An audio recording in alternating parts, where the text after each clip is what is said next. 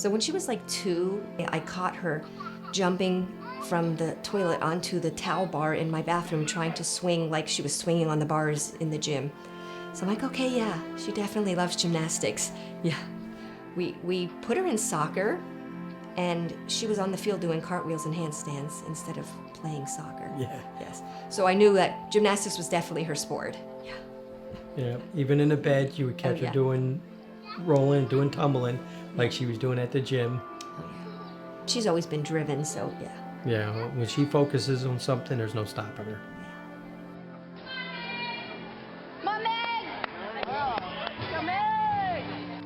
She literally lived gymnastics. Come on, Meg, you got this. Nice.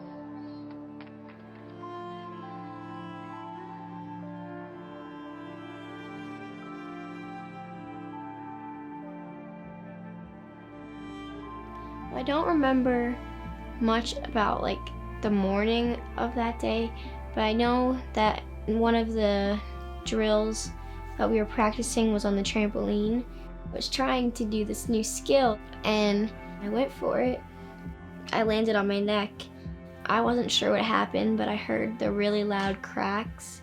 My fingers went numb and tingly right away, and I went to sit up and I just knew that something wasn't right. Like I felt a lot of pain. It didn't feel normal compared to before it, but at that point I had lost feeling in my legs, so I couldn't feel anything. It was just kind of like a surreal moment, you know, to see all these people around me and just not be able to get up the way I normally could. And I was just thinking like, what's going on, what's gonna happen? And I was just really scared because, you know, I couldn't feel anything and I thought I wasn't ever gonna be the same again. Then when we got to the hospital, it was just like really quick activity everywhere. They literally just took her into a bay, took x-rays. I could tell just by them looking at the x-rays it wasn't good, because they're like, nope, she needs to go for an MRI right now. By the time they got out of the MRI, they just took her right into surgery. They explained where the break was, and then he literally looked at us and said, she only has a 30% chance of any recovery. I just was like, couldn't believe it, yeah. Hardest thing you ever want to hear. A 15-year-old child, yeah, thinking, is this gonna be her life now? Yeah. Well, just to know her dreams and what her goals, what she wanted to do. And, yeah. Always talked about going to college, having a career, having a family. This just puts a big monkey wrench in it. Literally the first day or two, she couldn't do anything. She couldn't move her. She could move her shoulders a little bit, yeah, but not her hands, not her feet, not her legs. No, she really couldn't feel anything from about chest down. Nothing. I would tell my brain to do something and it wouldn't do it. You know that you've done it before and that you can do it, but it's like you're just stuck. Like there's just something there that won't let it go. The next day, she was even more driven to get going, you know, and I told her, I said, we can't help you with your recovery. We're here to support you and tell you you can do it. But how good you get is how good you put into it and how much effort you put into it. You know, this is gonna be the hardest fight of your life, but you know, you can do this. You're just gonna have to push every day and it's gonna get better. And then, what was it, the next day, Good Shepherd came? I first met Megan in the pediatric ICU pretty much right after her accident. For Megan, she had a severe cervical spinal injury, and it was certainly a worry that she might never move her arms or walk again. Her initial exam was slightly reassuring in that she had some sensation, which was wonderful.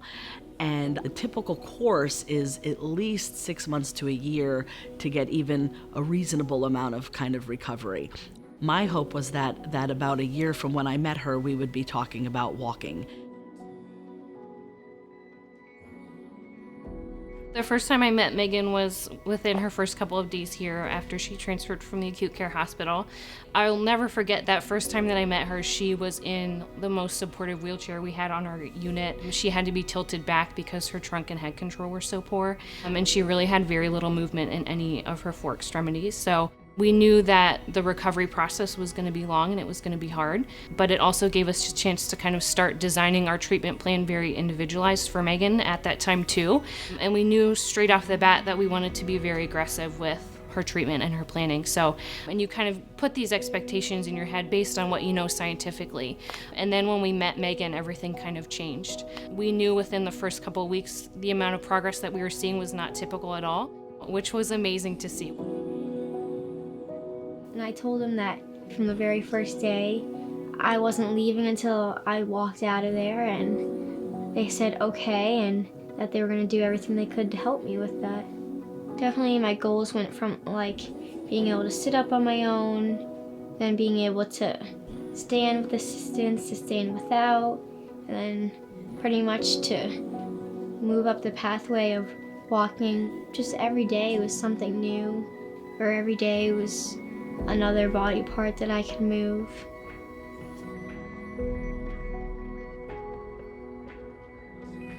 We as therapists update our goals for each patient on a weekly basis, but Megan would update her goals for herself on a daily basis, if not more than once a day.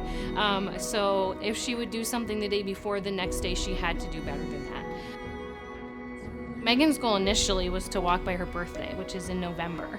She discharged here, I think it was early August. So to be able to see Megan walk out of our doors at Good Shepherd was really, really awesome. And thinking back to her first steps and how hard they were and what those looked like in like the most supportive walker we had with body weight support, with me moving her leg to take a step while she moved the other one. Thinking about where we had come from in terms of that stuff, to actually see her walk out of the building was a really emotional experience for us. It's something I definitely won't ever forget.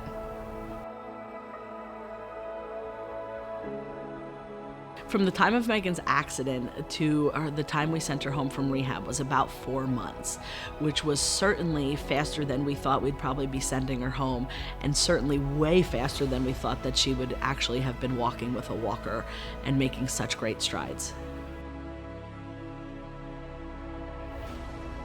I've seen miracles come out of Good Shepherd. I've seen horrors come in there, and I've seen miracles come out. Everything was just really good there. I mean, you couldn't go wrong. Yeah. And they treat you like family.